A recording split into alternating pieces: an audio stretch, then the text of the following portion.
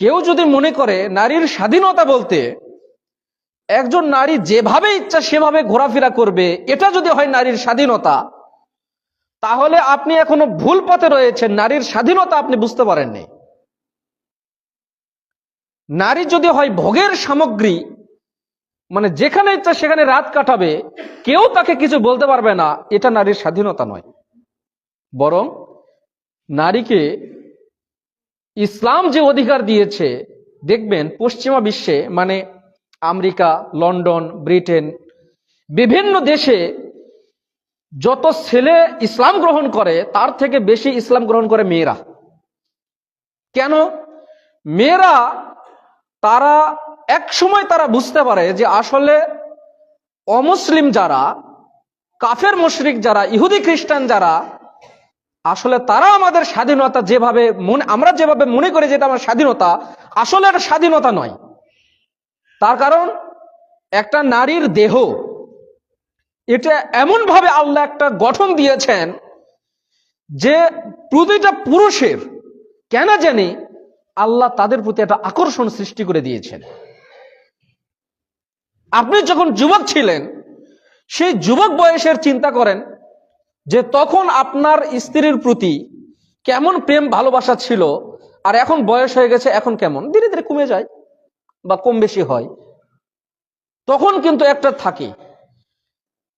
আপনি একটা মেয়ে, আপনি চিন্তা করেন যে যখন আপনি সুন্দরী ছিলেন, আপনার চামড়া যখন টাইট ছিল, আপনি কত পুরুষের একটা ক্রাশ ছিলেন, কত পুরুষ আপনাকে প্রেমের প্রস্তাব দিয়েছে।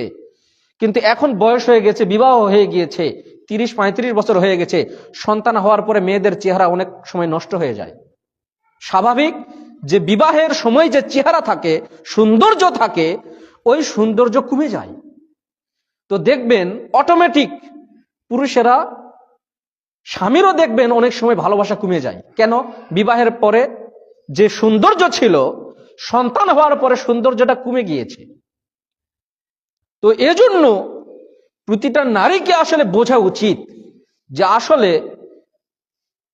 কোন কাজে তোমার কল্যাণ রয়েছে, কিভাবে ইসলাম তোমাকে অধিকার দিয়েছে। এই অধিকার আমরা না জানার কারণে আমরা আসলে বুঝতে পারি না যে আসলে আমার অধিকারটা কি, কোন কাজে আমার মঙ্গল। একটা মহিলা, পৃথিবীতে একটা পাপ রয়েছে, মানুষ সেটা না করেই পাপী। পৃথিবীতে একটা পাপ রয়েছে, যেই পাপটা মানুষ না করেই পাপী। পৃথিবীতে এমন পিতা রয়েছে, যে পিতা পাপ না করেই পাপী। কি সেটা? একটা নারী যদি রাস্তা দিয়ে হেঁটে যায় আর কোন পুরুষ যদি তাকে দেখে, তাহলে এই মেয়ের কথা আল্লাহ নবী বলছেন যে এই মেয়েটা হচ্ছে জেনাকারিনী মহিলা, অথচ জেনা এখনো করেনি, অথচ জেনা করার পাপ তার খাতায় লেখা হবে। আর এর পিতা যিনি, তিনিও একটা অংশ পাবে দায়ুস হিসেবে। দায়ুস কাকে বলা হয়? আল্লাযী ইউকিররু ফি আহলিল খাবাস। তিনি এমন অভিভাবক, তিনি তার মেয়েকে কন্ট্রোল করতে পারেননি। এই জন্য তার মেয়ে যে পাপ করেছে, এই পাপের একটা অংশ ওই পিতার খাতায়ও যাবে। তার মানে তার মেয়ে যদি জিনার পাপ করে, তাহলে তার পিতা হিসেবে তার মেয়ে জিনার পাপ করেছে বিবাহের পূর্বে, এজন্য তার পিতার খাতায় ওটা লেখা হবে। বিবাহের পরে যদি তার স্বামী তাকে উলঙ্গ হয়ে বের হয়ে যাওয়ার অনুমতি দেয়, তাহলে তার স্বামীর খাতায়ও একটা জিনার পাপ লেখা হবে যে তুমি তোমার স্ত্রীকে বাইরে বের হওয়ার সুযোগ দিয়েছ। এজন্য সতর্ক, সাবধান হয়ে যান। স্বাধীনতা কোনটা এটা আপনি বুঝেন। আসেন আমরা কোরআন হাদিস থেকে সংক্ষিপ্ত আকারে আলোচনা করি। আল্লাহ তাআলা বলছেন, ফাসসালিহাতু কানিতাতুন হাফিজাতুন লিল গায়ব বিমা হাফিজাল্লাহ। আল্লাহ তাআলা বলছেন ফাসসালিহাতু কানিতাতুন, একজন ভালো মহিলা হচ্ছে তারাই, একটা সৎ মহিলা হচ্ছে তারাই, তার স্বামীর অনুপস্থিতিতে যে মেয়ে, যে স্ত্রী তার লজ্জা স্থানের হেফাজত করে, এই মেয়ে হচ্ছে সৎ মহিলা। বিমা হাফিজাল্লাহ, এই মহিলা সৎ হওয়ার কারণে তার লজ্জা স্থানের চেয়ে হেফাজত করলো, এজন্য তাকে হেফাজত করবেন আল্লাহ। মানে তুমি যদি সৎভাবে থাকো আল্লাহ তোমাকে রক্ষা করবেন যে তোমার যেন কোনো ক্ষতি না হয়। দেখেন আল্লাহ তাআলা বলছেন আসা রাব্বুহু ইন তাল্লাকুন্না আন ইউবদিলাহু আজওয়াজাম খায়রাম মিন। আল্লাহ তাআলা বলছেন, নবী করিম সাল্লাল্লাহু আলাইহি ওয়াসাল্লামের কথা আল্লাহ তাআলা বলছেন যে হে নবীর স্ত্রীরা শুনে রাখো, নবী যদি তোমাদেরকে তালাক দেয়, কয়েকটা গুণ যদি তোমাদের ভিতরে না থাকে, এই গুণগুলো না থাকার কারণে যদি নবী তোমাদেরকে তালাক দেয়, নবীর স্ত্রীদেরকে বলছেন যে নবী যদি তোমাদেরকে তালাক দেয়, তাহলে আল্লাহ তাআলার পক্ষে এটা অসম্ভব নয় যে তোমাদের থেকে আল্লাহ নবীকে উত্তম স্ত্রী দান করতে পারবেন না। তার মানে তোমরা যদি অসৎ হও, কি কি গুণ তোমাদের থাকতে হবে? আল্লাহ তাআলা বলছেন মুসলিমাতিন, তোমাদেরকে খাঁটি মুসলমান হতে হবে। অন্যান্য স্বাভাবিক যারা তাদের থেকে ভালো মুসলিম তোমাদেরকে হতে হবে। মুমিনাতিন, স্বাভাবিক মুমিন নারী যারা তাদের থেকে তোমাদেরকে ভালো হতে হবে। কানিতাতিন তাইবাতিন আবিদাতিন সাইহাতিন, যারা তওবাকারী, পাপ থেকে তওবা করে, তারা যেমন তার থেকে ভালো তোমাদেরকে হতে হবে।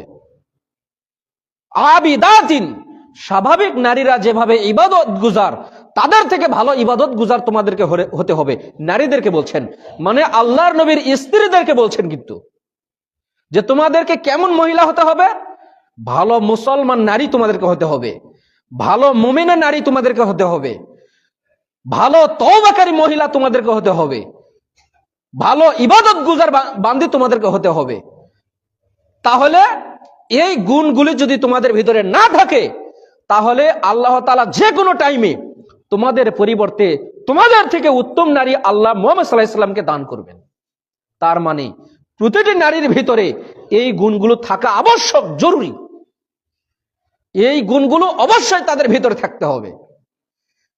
আপনারা অনেক সময় হয়তো মনে করতে পারেন, মহিলাদেরকে আমি বলছি যে আপনারা অনেক সময় মনে করতে পারেন যে দীর্ঘ আজকের জুমা দিয়ে 4 জুমা হবে একটা নারীর মর্যাদা সম্পর্কে, এখানে বিভিন্ন কথা আসতে পারে।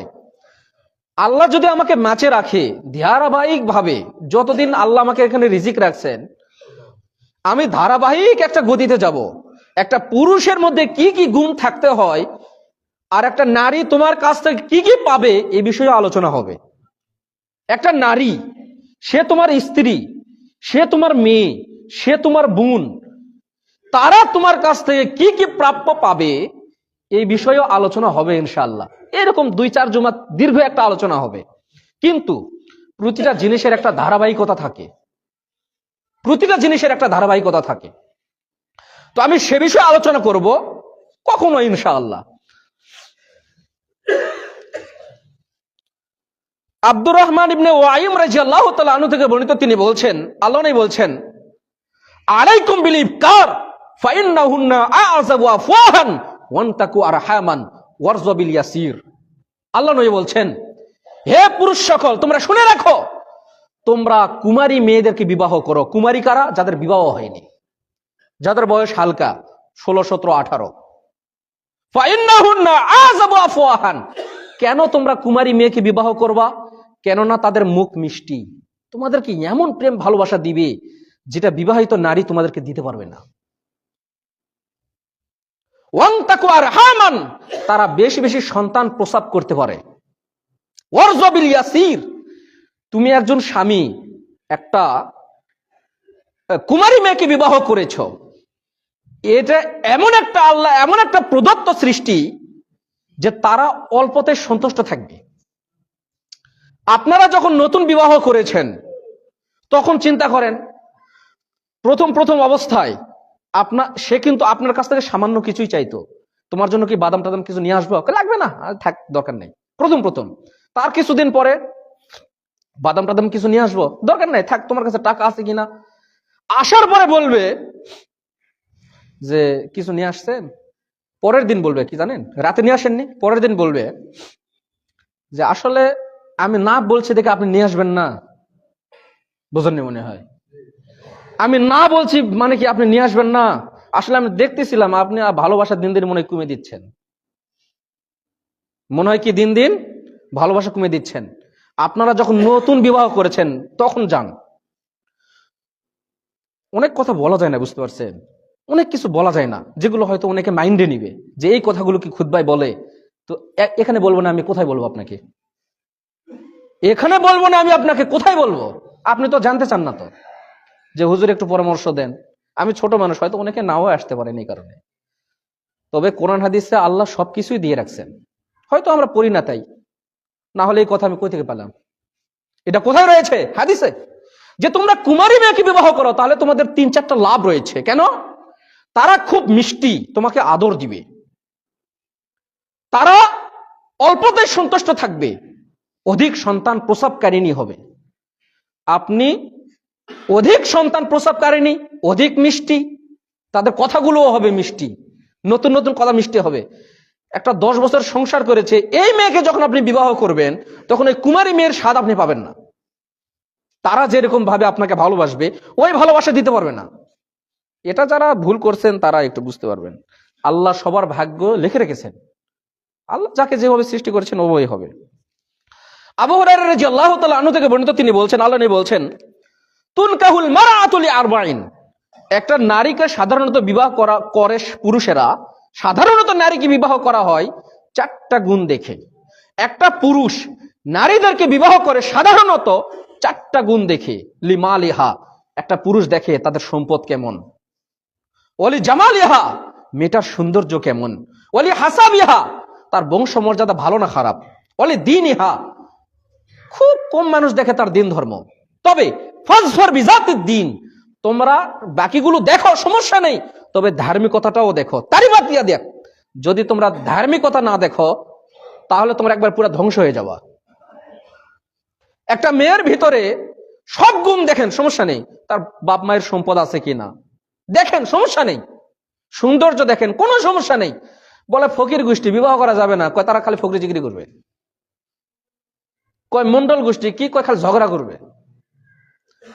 আপনাদের কথা আপনারা যদি আবার থাকেন আবার মনে করেন আমাদের, না না না, এরকম ভাবে অনেকে মনে করতে পারে, অনেকে কি করতে পারে, মনে করতে পারে। আসলে এগুলো পরের বিষয়।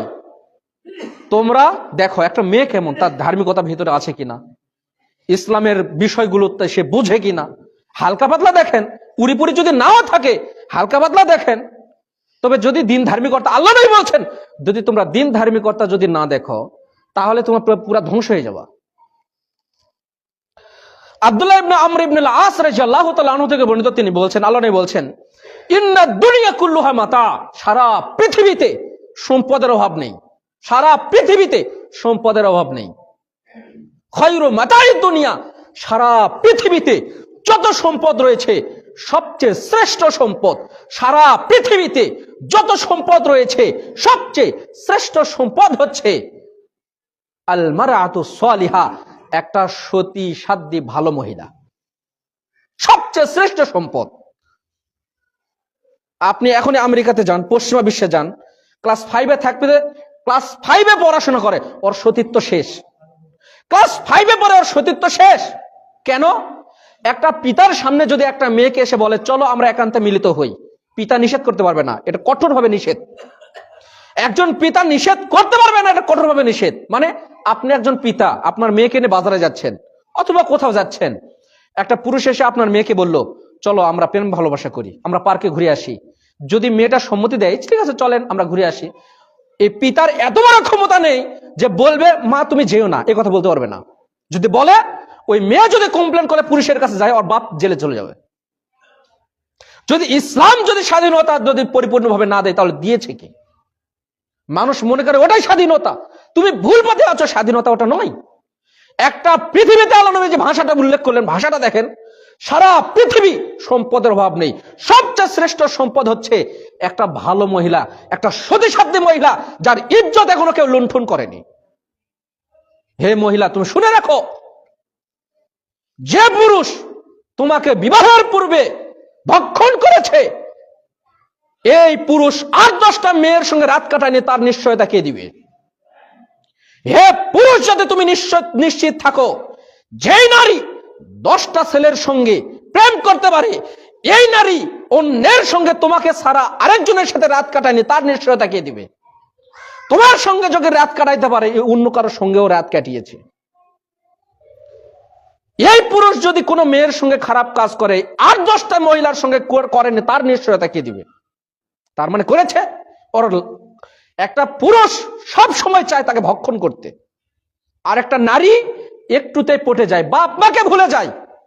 5 মাসের প্রেম, 6 মাসের ভালোবাসা, ওর বাপকে ভুলে যায়, বলে তুমি আমার সব, চলো আমরা বিয়ে করি। কেন? কয় বাবা মা আমাদের বিবাহ দেখাশোনা করছে বা বিভিন্ন ইয়েতে দেখছে। এটা পিতা, কিন্তু একজন পিতা নিজের সর্বোচ্চ দিয়ে চেষ্টা করে আমার মেয়ে যেন অন্যায় কাজ না করে, এটা কিন্তু চেষ্টা করে। কিন্তু এই মেয়ে তারা ভুল বোঝার কারণে, তাদের না বোঝার কারণে তারা ভুল পথে যায়। আল্লাহ তাদেরকে হেদায়েত দান করুন, আল্লাহুম্মা আমিন।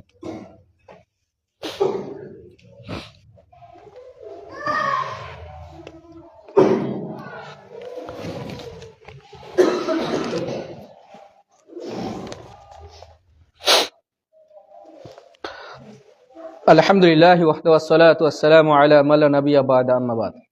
আবু হুরায়রা রাদিয়াল্লাহু তাআলা আনহু থেকে বর্ণিত, তিনি বলছেন, আল্লাহ নবী বলছেন, লাইসা লিন-নিসাই ওয়াসতুত তরিক, একজন নারীর জন্য উচিত নয় যে সে রাস্তার মাঝখান দিয়ে চলাফেরা করবে। তার মানে একজন নারী, বিষয়টা এরকম যে ডান সাইডের লোক আছে, তুমি অন্য দিক দিয়ে চলো। পুরুষ জাতি যেই সাইডে আছে, তুমি অন্য দিক দিয়ে চলো। তুমি তোমার গতিতে চলে যাও। তুমি স্বাভাবিক দৃষ্টিকোণ থেকে যেভাবে চলা প্রয়োজন, তুমি সেভাবে চলো। তুমিও যাচ্ছ যে গতিতে, একটা পুরুষ আসছে সেই গতিতে। একজন মেয়েকে আমি জিজ্ঞেস করলাম, আচ্ছা ছেলেরা যে মেয়েকে পছন্দ করে, এটা মেয়েরা বোঝে কিভাবে? তো বলছে, একটা পুরুষ যদি হাঁটে, প্রতিদিনের হাঁটার যে গতি আর সেই দিনের হাঁটার গতিটা থাকবে ভিন্ন। একটা বীর পুরুষ ও যুদ্ধের ময়দানে দাপট দেখাতে পারে, কিন্তু একটা নারীর সামনে গিয়ে ও বিলাই। এটা হচ্ছে পুরুষ জাতি। নারী জাতি খুব ভয়ঙ্কর। বনী ইসরায়েলের সময় নারীরা ছিল ফিতনার কারণ, আর বর্তমান সময়ে হবে সম্পদ হবে ফিতনার কারণ।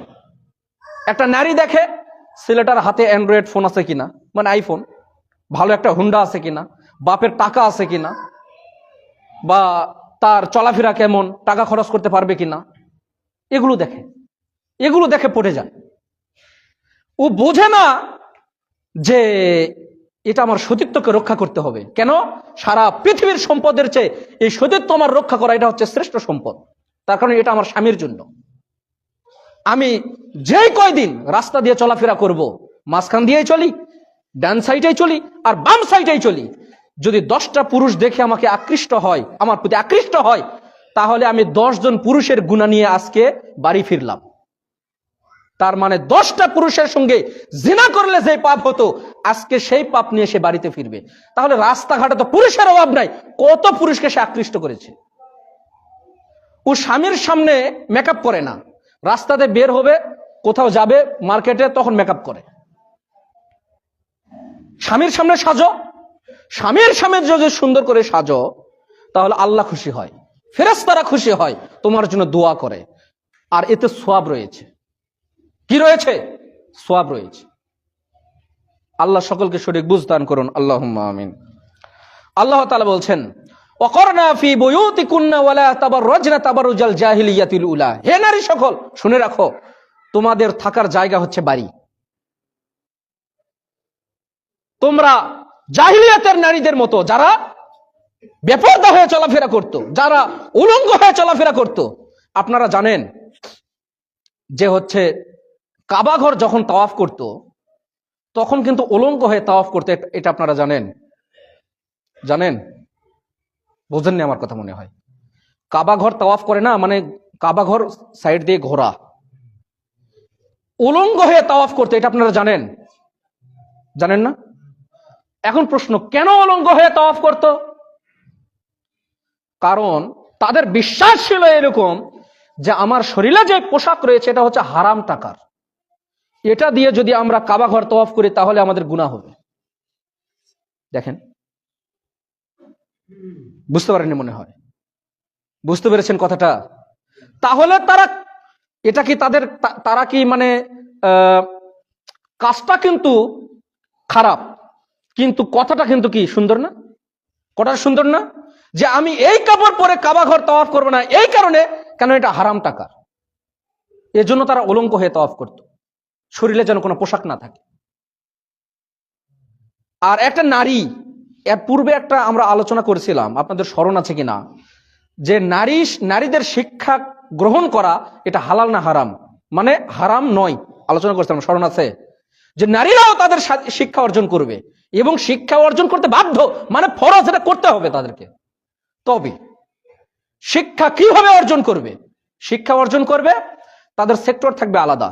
যেমন মসজিদে সালাত আদায় করতে আসতে ওখানে নারীরা আছে, ঠিক আছে না? শিক্ষা অর্জন করবে এভাবে, পুরুষরা থাকবে এখানে, মাইক থাকবে বা থাকবে ওখানে, তারা শিক্ষা অর্জন করবে। এটা হারাম নয়, এটা কি নয়? কিন্তু এই সাইডে থাকবে নারী, এই সাইডে থাকবে পুরুষ, এটা হারাম। কেন? এটা ক্ষতি। কেন? এটা কি ক্ষতি। আর নারীরা তাদের শালীনতার সহিত যে কোনো কাজ করতে পারবে, কাজ করাও হারাম নয়। আমরা দলিল প্রমাণ দিয়ে আলোচনা করেছিলাম, আপনাদের স্মরণ আছে কিনা জানি না। আবু হুরায়রা রাদিয়াল্লাহু তাআলা আনহু থেকে বর্ণিত, তিনি বলছেন, আল্লাহ নবী বলছেন, আল হায়াউ মিনাল ঈমান ওয়াল ঈমানু ফিল জান্নাহ। একটা লজ্জা, এটা হচ্ছে ঈমানের একটা অংশ, আর এই লজ্জা থাকার কারণে আল্লাহ তোমাকে জান্নাত দিবেন। এই লজ্জা থাকার কারণে, এই লজ্জা তোমাদেরকে জান্নাতে নিয়ে যাবে। তার কারণ এটা একটা ঈমানের একটা অংশ, যে তোমার লজ্জা আছে। আর একটা নারী, সে যেভাবে ইচ্ছা সেভাবে চলা করবে, তার মানে লজ্জা নেই, শরম নেই। অনেকে প্রশ্ন করতে পারে যে আমরা পরিপূর্ণভাবে 100-100 যেভাবে পর্দা করা হয়, এভাবে পর্দা করা আমাদের জন্য কঠিন, তাহলে কিভাবে পর্দা করব? শালীনতার সহিত পোশাক পরেন, মুখ ঢাকা এবং হাত এটা বের করা অনেক হারাম নয়, জায়েজ বলেছেন, তবে ঢাকাটাই ভালো। তার কারণ মানুষ কয়েকটা জিনিসের প্রতি আকৃষ্ট হয়, যেটা আপনারা পুরুষ জাতি আপনারা বোঝেন যে কোন কোন দিকটা মানুষের আকৃষ্ট হয়। তো স্বাভাবিক দৃষ্টিকোণ থেকে যদি কঠিনই হয়, তারপরেও আপনারা যেভাবে একটা শালীনতার পোশাক পরা, আপনি একটা মেয়ে পরেছেন এমন টাইট ফিটিং, শরীরের সব অঙ্গ প্রত্যঙ্গ বোঝা যাচ্ছে, তাহলে তো হারাম। আপনারা কমপক্ষে ঢিলে ঢালা পোশাক, একটা শালীনতার পোশাক, যেভাবে মোটামুটি একটা কি হয়, একটা চলাফেরা করা যায়, এটা করেন, কমপক্ষে তো অন্ততপক্ষে রক্ষা পাবেন। আল্লাহ তৌফিক দান করুন, আল্লাহুম্মা আমিন। আব্দুল্লাহ ইবনে আমর রাদিয়াল্লাহু তাআলা আনহু থেকে বর্ণিত, তিনি বলছেন, আল্লাহ নবী বলছেন, লা ইয়ানজুরুল্লাহু ইলা ইমরাতিন, আল্লাহ তাআলা সেই নারীর দিকে তাকাবেন না কিয়ামতের মাঠে, লা তাশকুরু লি যাওজিহা, যে নারী তার স্বামীর কৃতজ্ঞতা জ্ঞাপন করে না, শুকরিয়া আদায় করে না, ওয়াহিয়া লা তাস্তাগনি আনহু, আর যে নারী মনে করে না যে আমার স্বামী আমার জন্য ঠিক আছে, যে নারী মনে করে না যে আমার স্বামী আমার জন্য যথেষ্ট, এই কথা যারা মনে করে না, কিয়ামতের মাঠে আল্লাহ তাআলা এই নারীর দিকে তাকাবেন না। কোন নারী যদি মনে করে যে আমার পুরুষ আমাকে এইভাবে শান্তি দেয়, না জানি এর থেকে আমাকে মারধর করে, আমি মারধর যদি করে বা কোন দ্রষ্টুটি যদি করে, তাকে যদি শাসন করে, কোন নারী যদি মনে করে যে এর থেকে মনে হয় ওই পুরুষটা ভালো, কেন সে আমার সঙ্গে খলাতে বের হলে মিষ্টি সুরে কথা বলে, ভাবি ভাবি করে বলে, কেমন আছেন খোঁজ খবর নেয়, আমাকে বিভিন্ন মাঝে মধ্যে এটা ওটা নিয়ে দেয়, আমার স্বামী যদি বাইরে যায়, ভ্যান চালাতে যায়, রিক্সা চালাতে যায় ঢাকাতে, আমাকে মাঝে মাঝে বাজার করে দেয়। জি না, ও আপনাকে বাজার করে দেয় না, ও আপনার দেহটার প্রতি আকৃষ্ট। তার কারণ তুমি সুন্দরী। প্রমাণ দেখিয়েন, আপনি প্রমাণ দেখিয়েন। যে নারী মনে করে না যে আমার স্বামী, তুমি যদি তোমার স্বামীকে পছন্দই না করো, তাহলে তুমি বিয়ের আগেই পিতাকে বলে দিতা যে আব্বু আপনি অন্য জায়গা, আমার কোনো প্রেম ভালোবাসা নেই, তবে এই ছেলেটাকে আমার পছন্দ নয়, আপনি অন্য একটা ছেলে দেখেন। বা আপনি মাকে বলেন যে মা এরকম এরকম একটা ছেলে দেখেন তো, বা অমুক একটা ছেলেটা দেখেন তো, আমি প্রেম ভালোবাসা করি না, তবে এই ছেলেটা আমার পছন্দ নয়। তো বিবাহের পূর্বে তুমি বললে না কেন? বিবাহের পরে বলছো যে এই ছেলেটা এইরকম, এই ছেলেটার এই সমস্যা। জি না, আপনি হয়তো আজকে মনে করছেন যে মনে হয় এর থেকে মনে হয় ওই স্বামীটা ভালো, ওই পুরুষটা ভালো, ওই দেওরটা ভালো। জি না, ও আপনার দেহের প্রতি আকৃষ্ট, ও আপনার দেহের প্রতি আকৃষ্ট, আপনার প্রতি আপনাকে ভালোবাসে না, মন থেকে ভালোবাসে না, আপনার দেহের কারণে আপনাকে ভালোবাসে। বুঝতে পারেন মনে হয়? সতর্ক সাবধান থাকবেন। স্বামীকে নিজের জন্য তৃপ্তি মনে করেন। কিভাবে স্বামী আপনি থাকলে খুশি থাকবে স্বামী, আপনি সেই কাজ করেন। আপনাকে বলেছে ওর সামনে তুমি যাবা না, যাবেন না। আপনাকে বলেছে আমি যখন বাড়িতে থাকবো না তখন তুমি বাড়িতে থাকবা, থাকেন। আপনাকে বলেছে অমুক পুরুষের সঙ্গে তুমি কথাবার্তা বলবে না, বলবেন না। আপনাকে বলেছে যে আপনার স্বামীর অর্থাৎ বোনের স্বামীর সঙ্গে, ওটা কি বলে, ভাসুর, হ্যাঁ, তার সঙ্গে কথা বলবেন না, বলবেন না। তাহলে তো ঠিক হয়ে যায়। তো আপনি ঢং ঢং করে এখানে আছে, গলাতে আছে হচ্ছে কাপড়, সবকিছু এদিকে ফাঁকা, তো স্বামী মন খারাপ করবে না? তার কারণ ওর শরীরে তো রক্ত আছে, ও তো এটা খারাপ মনে করে। স্বামী যেভাবে বলে সেভাবে আপনি করেন, দেখবেন যে আপনি মার খাবেন না। আপনাকে বলেছে এই কাজটা করেন, আপনি যাচ্ছেন আরেক দিকে। স্বামী গরম হয়ে খুব ঘামে আসছে, জমিতে কাজ করেছে, কাজ করে বাড়িতে আসলো, আসার পরেই আপনি বলছেন যে আপনাকে বললাম অমুক জিনিসটা নিয়ে আসতে, আপনি নিয়ে আসলেন না কেন? এখন কিভাবে তরকারি রান্নবো, কিভাবে ভাত রান্না করবো? স্বামী একটা কথা বলছে যে আমার স্মরণ নেই। কি বলেছে? স্মরণ নেই। তো স্মরণ নেই, এর উপর কোন কথা আছে? আপনি বারবার রাগের মাথায় আবার কি ঢালছেন? তেল ঢালছেন। আগুন জ্বলছে, আবার কেরোসিন ঢালছেন, বারুদ। মার খাবেন, খুব অচিরে মার খাবেন আপনি। আর একটা কথা মনে রাখেন, স্বামী যদি একবার হাত উঠায় স্ত্রীর উপর, এই হাত আর কোনোদিন থামবেন না। একবার যদি স্বামী যদি হাত উঠায় আপনার উপর, মনে করলেন যে হাত চালু হয়ে গেল, মানে ওই স্টার্ট দেওয়ার মতো, মেশিন স্টার্ট দেওয়ার মতো একবার যদি স্টার্ট দেয়, তো মনে করলেন যে এটা আর থামবে না। ও মানে শিখে গেছে কিভাবে স্টার্ট দিতে হয়। তো একবার যেদিন আপনাকে মারবে, মনে করলেন যে আপনার স্বামীর হাত উঠে গেল, এখন থেকে মার খাবেন আপনি। মিলে নিয়েন আমার কথাটা, কথা ঠিক আছে আমার? আমি কিন্তু আমার স্ত্রীকে আলহামদুলিল্লাহ কোনোদিন আজ পর্যন্ত মারিনি। 3 বছর পার হয়ে গেল, কোনোদিন মারিনি আলহামদুলিল্লাহ। বুঝেননি কথাটা? পরিশেষে আর একটা জুমা আলোচনা করে আমি আর আলোচনা শেষ করে দেবো ইনশাআল্লাহ।